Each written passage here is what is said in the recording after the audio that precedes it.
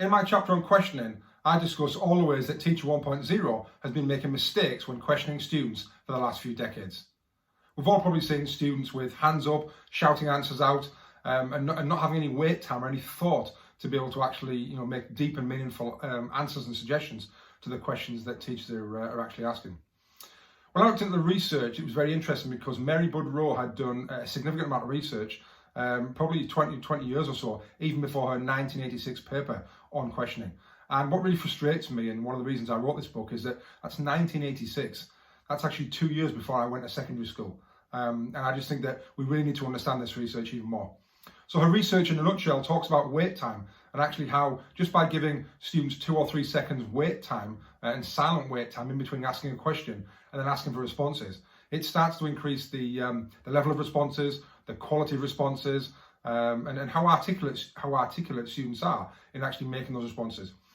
She also goes on and talks about the wait time between receiving an answer and the teacher themselves actually moving on with the lesson. And this also makes a profound impact on the teachers on how they can really reflect on what's been said and move the lesson forward strategically rather than just making snapshot and quick fire kind of responses to students.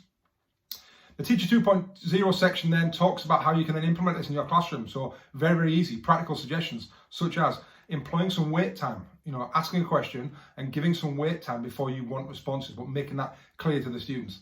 Having a hands-down questioning approach where you actually, you don't have students just firing their hands up left, right and centre and students actually opting out by putting their hands down.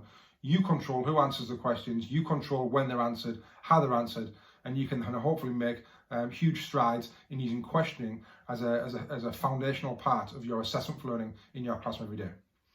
To learn more about this and how you can reboot your teaching with the science of learning, you can find out more in my book, Teaching Rebooted.